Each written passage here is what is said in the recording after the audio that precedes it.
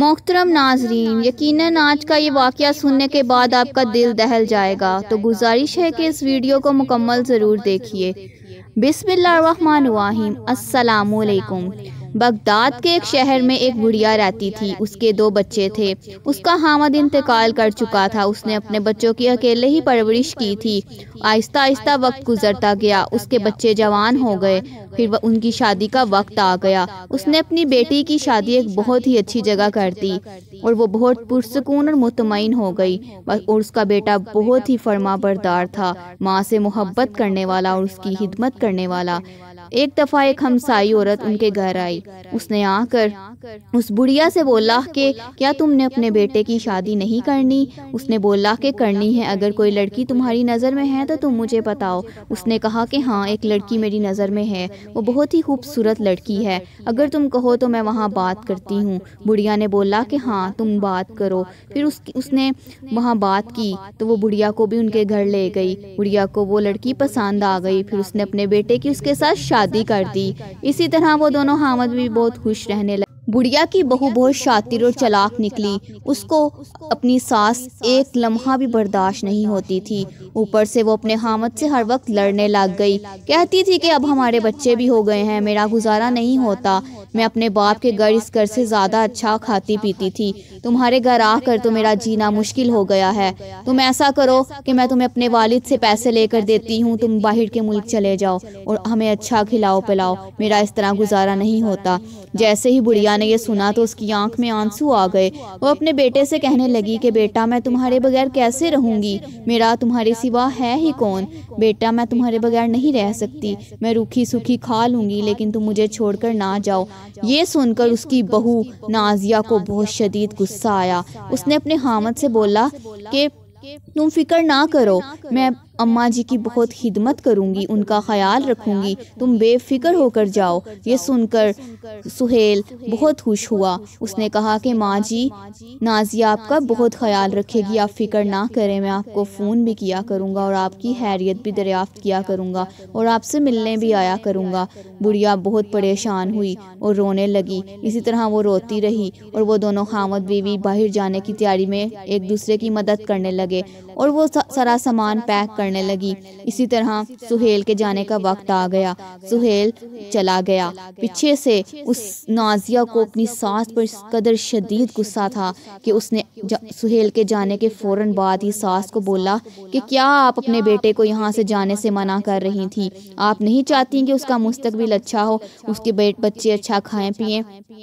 آپ نے کیوں اس طرح کی بات کی؟ اس کو اس بات پر بہت شدید غصہ تھا۔ اس نے اس بات کا بدلہ لینے کا ارادہ کیا۔ اس نے سہیل کے جاتے ہی بڑھیا کو نوکرانی بنا لیا۔ وہ گھر کے سارے کام بڑھیا سے کروانے لگی۔ وہ دن رات بڑھیا سے کہتی کہ گھر کی صفائی کرو، گھر کے سارے کام کاج کرو، یہاں تک کہ باہر کے سودا سلف لانے کے لیے بھی وہ بڑھیا کو ہی کہتی تھی۔ حالانکہ اس بڑھیا میں اتنی جان نہیں تھی، اتنی طاقت نہیں تھی، وہ بیمار رہتی تھی، اس کی دوائیاں بھی ختم ہو چکی تھیں، جو کہ نازیہ نے اس کو لا کر بالکل بھی نہیں دی۔ وہ چپ چاپ سارے ظلم برداشت کرتی رہی، یہاں تک کہ نازیہ اپنے بچوں کو اسکول بھی اس کے ساتھ بھیجتی تھی۔ صبح تپتی ہوئی گرمی میں وہ جاتی تھی، اس کے بعد سودا سلف لاتی تھی، اس سے کام کروا کر اس کا برا حال کر دیا تھا، اور خود وہ اے سی والے کمرے میں سوتی تھی اور بڑھیا کو باہر صحن میں چارپائی ڈال کر ہلکا سا پنکھا لگا کر دے دیتی تھی۔ اس طرح اس نے اس کا جینا حرام کرنا شروع کر دیا۔ اسی طرح ایک دن بڑھیا صحن میں چارپائی پر لیٹی ہوئی تھی کہ اچانک سے دروازے پر دستک ہوئی۔ اس نے دیکھا تو کچھ نوجوان لڑکیاں تیار شیار ہو کر آئی ہیں، تو وہ سمجھ گئی کہ یہ نازیہ کی سہیلیاں ہیں۔ نازیہ اندر سے دوڑتی ہوئی آئی اور کہنے لگی کہ آ جاؤ۔ وہ بہت خوش ہوئی اپنی سہیلیوں کو دیکھ کر، ان کو اندر لے گئی۔ بڑھیا پھر چارپائی پر جا کر لیٹ گئی۔ وہ بہت تھکی ہوئی تھی، وہ ابھی اللہ تعالیٰ کی عبادت کر کر جائے نماز سے اٹھ کر لیٹی ہی تھی کہ اس طرح دروازے پر دستک ہو گئی اور اس کے آرام میں خلل پیدا ہو گیا۔ نازیہ الٹے پاؤں واپس آئی اور اس نے آ کر بڑھیا کو چارپائی سے اٹھایا اور بولی کہ آپ کو نہیں پتا گھر میں مہمان آئے ہیں، میری سہیلیاں آئی ہیں، کیا میں ان کو کھائے پلائے بغیر ہی بھیج دوں گی؟ یہ اچھا نہیں لگتا، آپ جائیں بازار سے جا کر ان کے لیے کچھ لے کر آئیں۔ نازیہ نے 5000 کا نوٹ بڑھیا کو تھما دیا اور تپتی ہوئی دوپہر میں اس کو اتنا زیادہ سامان لینے بھیج دیا۔ بڑھیا گھر سے باہر گئی، سورج کی تپش اس کے اوپر پڑی اور اس کو چکر آنے لگ گئے۔ بہت مشکل سے اس نے سامان اکٹھا کیا اور سامان لے کر وہ گھر آئی تو اس نے آ کر پانی پیا۔ پانی پینے لگی تو نازیہ نے بولا کہ آپ نے اتنی دیر کیوں کر دی ہے، آپ کو نہیں پتا میری سہیلیاں انتظار کر رہی ہیں۔ اس نے اس کو ڈانٹنا شروع کر دیا اور بولی کہ جا کر اب آپ اپنا کام کریں اور ہمیں تنگ مت کیجیے گا۔ یہ کہہ کر وہ اپنی سہیلیوں کے ساتھ کمرے میں چلی گئی اور بڑھیا وہاں پر آرام کرنے لگی۔ اسی طرح وقت گزرتا گیا اور نازیہ کا اپنی ساس پر ظلم و ستم بڑھتا گیا۔ سہیل کا فون آتا تو وہ اپنی ماں سے بات کرنا بھی چاہتا تو وہ کرنے نہیں دیتی تھی۔ وہ کہتی تھی کہ ماں جی آرام کر رہی ہیں، اور پوچھتا تھا کہ دوائیاں لا کر دیتی ہو؟ کہتی ہے ہاں میں دوائیاں لا کر دیتی ہوں، میں تمہاری ماں کی بہت خدمت کر رہی ہوں، وہ بہت خوش اور پرسکون ہے، میں تمہیں ان کا سلام بھی دے دوں گی، تم فکر نہ کرو، یہاں پر سب کچھ بالکل ٹھیک ہے۔ نازیہ برانڈڈ کپڑے پہنے سہیل سے باتیں کر رہی تھی۔ اسی طرح اچانک سے بڑھیا کی بیٹی اپنے شوہر کے ساتھ گھر میں آئی۔ بڑھیا کی بیٹی جس کا نام سمیہ تھا، وہ اپنے شوہر کے ساتھ آئی۔ اس نے آ کر دیکھا کہ ماں کے ساتھ اتنا برا سلوک ہو رہا ہے، سارے گھر کے سودا سلف ماں لے کر آتی ہے، سارے گھر کے کام ماں کرتی ہے، بچوں کو کھلاتی پلاتی ماں ہے، اسکول لے کر ماں جاتی ہے۔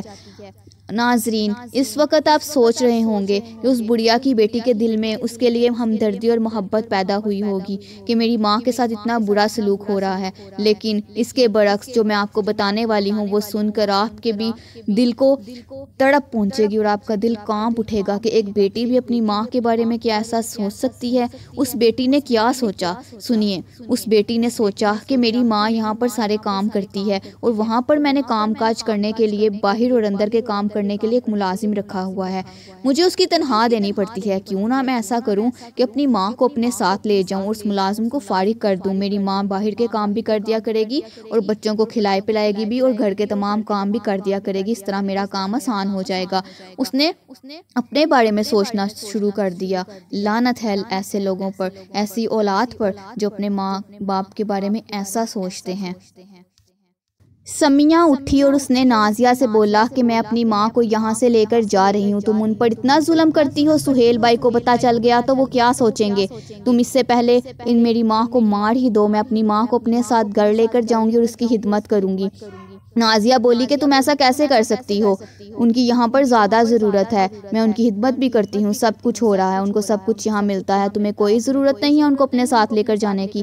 اسی طرح وہ دونوں آپس میں لڑتی رہیں، وہ صرف اپنے اپنے مطلب کے چکر میں تھیں اور اس کا شوہر تماشا دیکھتا رہا۔ اس کو غصہ آ رہا تھا اپنی بیوی پر کہ وہ اپنی ماں کو ساتھ لے جانے کی ضد کیوں کر رہی ہے، اس نے بہت برے منہ بنانے شروع کر دیے۔ اسی طرح نازیہ اور سمیہ کی لڑائی جاری رہی اور سمیہ اٹھی، اس نے اپنی ماں کا ہاتھ پکڑا اور بولا کہ میں اپنی ماں کو لے کر جا رہی ہوں، کوئی مجھے روک نہیں سکتا۔ وہ اپنی ماں کو لے کر گئی اور گاڑی میں جا کر بٹھایا اور اپنے گھر لے گئی۔ جب وہ اپنے گھر لے کر گئی تو اس کا گھر تو شاندار تھا لیکن اس کا دل بہت چھوٹا تھا۔ اس نے اپنی ماں کو ایک سٹور روم میں جا کر جگہ دی اور ایک چارپائی بچھا کر بولا کہ یہ اس صحن سے تو زیادہ اچھا ہے، اور وہاں پر ایک ٹوٹا پھوٹا پنکھا لگا ہوا تھا۔ اپنی ماں کو کہنے لگی کہ یہاں پر رہو اور تھوڑا سا آرام کر کر باہر آؤ۔ وہ اپنے شوہر کے پاس گئی تو اس کے شوہر نے اسے بولا کہ تم اپنی ماں کو یہاں کیوں لے کر آئی ہو؟ سمیہ نے بولا کہ ساری زندگی میں تمہارے ماں باپ کی خدمت کرتی رہی ہوں، اگر میں اپنی ماں کو لے آئی ہوں تو تمہیں کیا مسئلہ ہے؟ تم چپ کر جاؤ، ہمارے گھر کے سارے کام کریں گی وہ، اور اندر اور باہر کے کام کریں گی، میرے لیے آسانیاں ہو جائیں گی، اور سہیل بھائی جو دوائیوں کے پیسے بھیجیں گے وہ بھی ہمیں ملا کریں گے۔ یہ سن کر اس کا شوہر خوش ہو گیا۔ اسی طرح ماں کو باہر بلا کر کہنے لگی کہ ماں جی آپ اندر اور باہر کے سارے کام کر دیجئے، مجھ سے تو نہیں ہوتے، جو میں نے ملازم رکھا تھا وہ بھی چھوڑ کر چلا گیا، آپ ایسا کریں صحن کی صفائی کر دیں، اس کے بعد بچوں کو کھانا بھی کھلا دیں۔ یہ سن کر ماں کے پاؤں کے نیچے سے زمین نکل گئی، وہ بیچاری کیا کرتی، داماد کے گھر میں آئی ہوئی تھی۔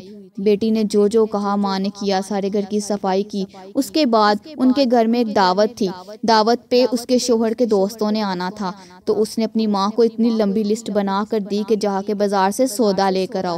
اتنی شدید گرمی میں اس نے اپنی ماں کو بازار بھیجا۔ وہ بڑھیا پیدل چلتی ہوئی گئی، راستے میں سورج کی تپش سے اس کو چکر آئے، لیکن وہ بیچاری کیا کرتی، جگہ جگہ بیٹھ کر اتنا ڈھیر سارا سامان لے کر آئی، اور اس کو اس معاملے میں کافی ٹائم بھی لگ گیا۔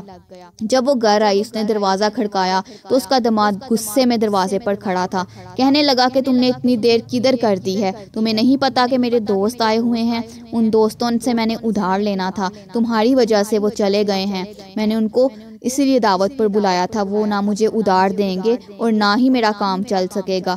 تم اتنی دیر سے کیوں آئی ہو؟ یہ سن کر اس بڑھیا نے بولا کہ باہر بہت گرمی تھی اور اتنا زیادہ سامان تھا، میں کیسے لے کر آتی؟ اگر تمہیں اتنی ہی جلدی تھی تو تم خود جا کر لے آتے۔ یہ سن کر اس کے داماد کو غصہ آیا اور اس نے ڈنڈا اٹھایا اور اپنی ساس کے سر پر دے مارا۔ بڑھیا کا سر لہو لہان ہو گیا۔ اتنے میں اس کی بیٹی اندر سے باہر آئی۔ آ کر اس نے بولا کہ ماں جی آپ کو کیا ضرورت تھی کہ میرے شوہر سے آپ بحث کرتی؟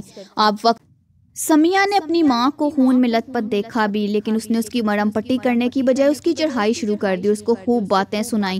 باتیں سناتے سناتے وہ اندر چلی گئی۔ بڑھیا خوب روئی، روتے روتے اپنے بیٹے کو یاد کرنے لگی۔ وہ جائے نماز پر بیٹھ کر رونے لگی اور عرش الہی تک اس کی دعائی پہنچ گئی۔ اس نے کوئی بد دعا نہیں دی تھی، لیکن آپ تو جانتے ہیں جب کسی کا دل دکھایا جاتا ہے تو وہ اللہ تعالیٰ سب جانتا ہے اور اللہ تعالیٰ اسی وقت حساب کتاب شروع کر دیتا ہے۔